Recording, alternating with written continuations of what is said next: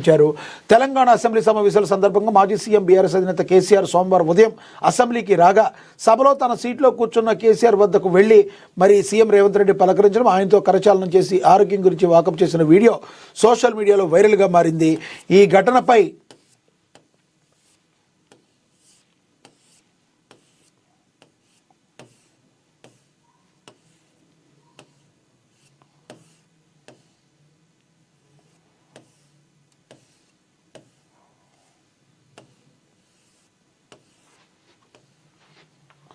మాజీ మంత్రి BRS working president KTR స్పందించారు.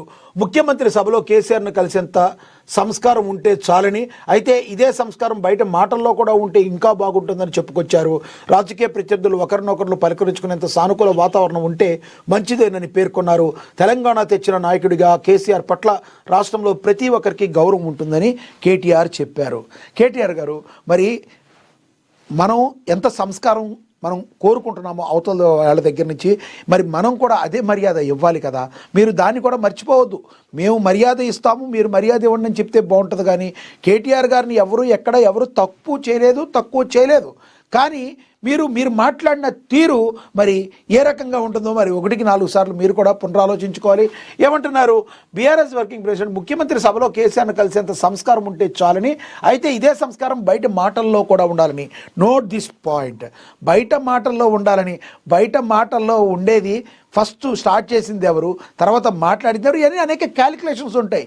ఎన్ని క్యాలిక్యులేషన్స్ ఉన్నా మరి మీరు మాట్లాడాల్సింది అక్కడ సీఎం రేవంత్ రెడ్డి చేసిన మరి మొదటి అడుగు వేసిన మరి మంచి సుహృతమైన వాతావరణానికి మొదటి అడుగు వేసిన అని మీరు పొగడ్డానికో లేదంటే స్ఫూర్తినిచ్చే విధంగానో మాట్లాడాలి. కానీ ఈ రకంగా దానిలో కూడా మీరు బయట కూడా ఉంటే బాగుండేదని వ్యంగ్యాస్త్రాలు విసిరితే దీన్ని మీరు ఏమంటారు? తెలంగాణ ప్రజలు కూడా హర్షించాలి కదా. తెలంగాణ మొత్తం కూడా సీఎం రేవంత్ రెడ్డి చేసిన పనిని మెచ్చుకుంటున్నారు.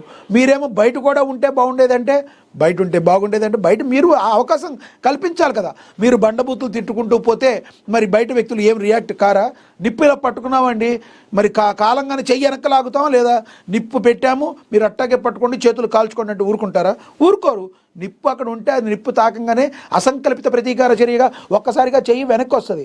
మీరు ఏమీ తిట్టకుండా ఉండి మీరు మంచిగా ఉంటే ఆపోజిట్ కూడా వాళ్ళు కూడా మంచిగా ఉంటారు. ఫస్ట్ తోలు తీస్తా తొక్క తీస్తా అని స్టార్ట్ చేసింది ఎవరు? మీ నాన్నగారే కదా. మీ నాన్నగారు అలా స్టార్ట్ చేసిన తర్వాతే కదా మరి ఆయన రేవంత్ రెడ్డి గారు మాట్లాడింది. ఏ సందర్భంలోనైనా ప్రధానంగా కేసీఆర్ గారు మరి ఏమి మాటలు మాట్లాడకుండా అందరినీ ఏమనకుండా ఉండేవాళ్ళ? మీ బీఆర్ఎస్ నేతలేంటి, మీ బీఆర్ఎస్ నాయకులేంటి, మీ పరిస్థితి ఏంటి? ఇది నేను అంటున్న మాటలు కాదు, తెలంగాణ ప్రజలు కూడా ప్రశ్నిస్తున్నారు.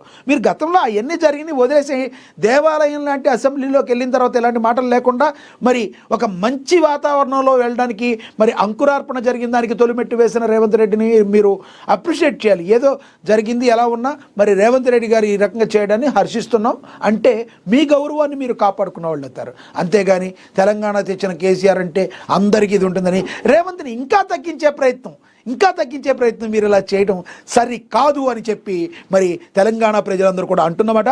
ఫ్రెండ్స్, కేటీఆర్ గారు స్పందించిన విధానాన్ని మీరెలా చూస్తారో కింద కమెంట్ బాక్స్ రూపంలో కమెంట్ చేయండి. ఇక తదుపరి తెలంగాణ పోలీస్ కమిషనరేట్ల పునర్వ్యవస్థీకరణ. రాష్ట్రంలో 4 police కమిషనరేట్లు. Future city సిపిగా Sudheer Babu, Rachakonda మార్పులు చేర్పులు మల్కాజ్గిరి కమిషనరేట్, ప్రత్యేక జిల్లాలుగా యాదాద్రి ఎస్పీ నిర్ణయం. తెలంగాణ రాష్ట్ర ప్రభుత్వం పోలీస్ కమిషనరేట్ల వ్యవస్థీకరణపై కీలక నిర్ణయం తీసుకుంది. పలువురు ఐపీఎస్లు బదిలీ చేసింది.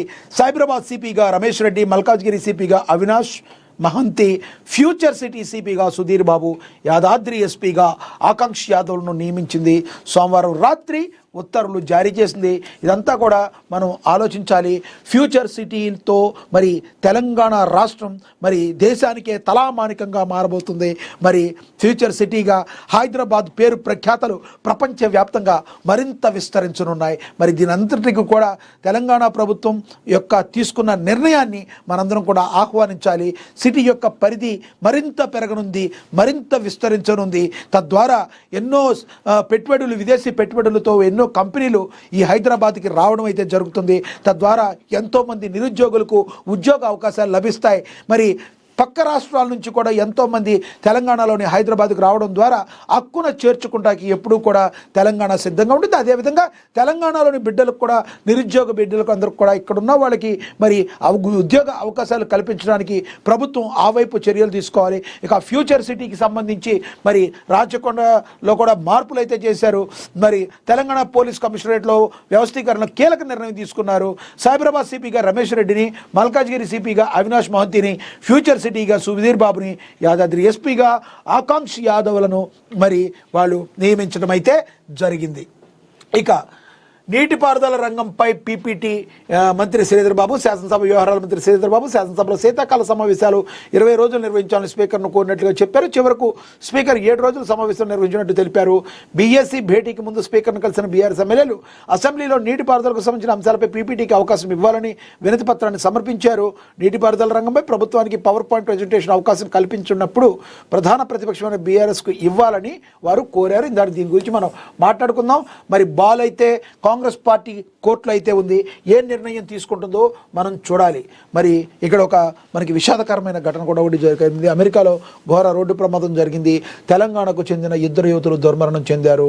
మరి ఇది మనకి చాలా అనుకోకూడదు. మనకి ఇక విషాదకరమైన వార్త. మరి 2 తెలంగాణ బిడ్డలు మరి తన ప్రాణాలను కోల్పోవటం అనేది మనందరికీ కూడా తీరని లోటు. మరి వాళ్ళ ఆత్మకు శాంతి కలగాలని మనం అయితే కోరుకుందాం. కానీ వేరే దేశం వెళ్ళి అక్కడ బిడ్డలు ప్రాణాలు కోల్పోతే ఆ తల్లిదండ్రుల యొక్క బాధ నిజంగా వర్ణనాతీతం అనుకోవాలి.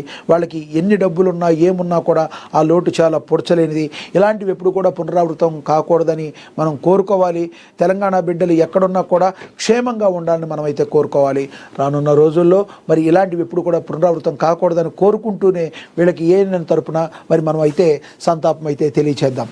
ఇక తర్వాత సీఎం రేవంత్ రెడ్డి ఆత్మీయతని ఏపీలో కొత్త జిల్లాలకు కేబినెట్ ఆమోదం అని కూడా ప్రచురించారు. దీని గురించి కూడా ఒకసారి చూద్దాం. ఇక 28 జిల్లాలుగా ఖరారు చేసిన మంత్రివర్గం కొత్త జిల్లాలు మార్కాపురం, మదనపల్లి, రంపచోడవరం. మదనపల్లిలో విలీనం కానున్న రాయచోటి జిల్లా. కొన్ని జిల్లాల సరిహద్దులు మార్పు. ముఖ్యమంత్రి చంద్రబాబు నాయుడు అధ్యక్షతన ఏపీ మంత్రివర్గం మదనపల్లి, మార్కాపురం, రంపచోడవరం అనే 3 కొత్త జిల్లాల ఏర్పాటుకు ఆమోదం తెలిపింది. ఈ నిర్ణయంతో రాష్ట్రంలో మొత్తంగా జిల్లాల సంఖ్య ఇప్పుడు 28కి పెరిగింది. తుది గెజిట్ నోటిఫికేషన్ 2-3 రోజుల్లో విడుదల కానుంది. సమావేశంలో పలు కీలక మార్పులకు కేబినెట్ ఆమోదం తెలిపింది. ప్రస్తుతం అన్నమయ్య జిల్లా ప్రధాన కార్యాలయంగా ఉన్న రాయచోటి కొత్తగా సృష్టించిన మదనపల్లిలో జిల్లాలో విలీనమవుతుంది. రాజంపేట కడప జిల్లాలో కలుస్తుంది. రైల్వే కోడూరు తిరుపతి జిల్లాలో భాగమవుతుంది. గూడూరును తిరుపతి జిల్లా నుండి తిరిగి నెల్లూరు జిల్లాలో కలిపేస్తారు. 5 కొత్త రెవెన్యూ డివిజన్లు కూడా ఆమోదం లభించింది. అనివార్య పరిస్థితుల కారణంగా విస్తృత ప్రయోజనాల దృష్ట్యా పునర్వ్యవస్థీకరణ అవసరమని ముఖ్యమంత్రి చంద్రబాబు నాయుడు ఈ సందర్భంగా వివరించారు. అదోనిలో 3 కొత్త మండలాలను సృష్టించాలనే ప్రతిపాదనలో 2కి మాత్రమే ఆమోదం లభించింది. నెల్లూరు జిల్లా రెవెన్యూ డివిజన్ డీఎస్పీ అధికార పరిధి వేర్వేరు ప్రదేశాల్లో ఉన్నందుకు చర్చ నడిచింది. నెల్లూరులో పరిపాలనా సమస్యలపై చర్చలు జరిగాయి. 2025లో ఎన్నో సంస్కరణలకు నాందిగా చంద్రబాబు ప్రకటించారు. 2026లో అధికారులు తమ సామర్థ్యాన్ని పెంచుకోవాలని సూచించారు. 2-3 రోజుల్లో కొత్త జిల్లాలపై గెజిట్ నోటిఫికేషన్ రానుంది. దీంతో జిల్లాలో మార్పులు అధికారికంగా అమల్లోకి వస్తాయి. కొత్తగా ఏర్పడిన జిల్లాలు, రెవెన్యూ డివిజన్లు స్థానిక అభివృద్ధి, పాలనా సమన్వయానికి కీలకంగా మారుతాయని అధికారులు అభిప్రాయాన్ని వ్యక్తం చేస్తున్నారు. మార్పులు చేర్పులు జనవరి 1 నుంచి అమల్లోకి వస్తాయి. అన్నమయ్య జిల్లా పేరు అలాగే ఉంటుంది. అయితే జిల్లా కేంద్రం మాత్రం మదనపల్లిగా ఉంటుంది. ఈ జిల్లాల పునర్వ్యవస్థీకరణ ఏదైతే ఉందో మరి పరిపాలనా సౌలభ్యం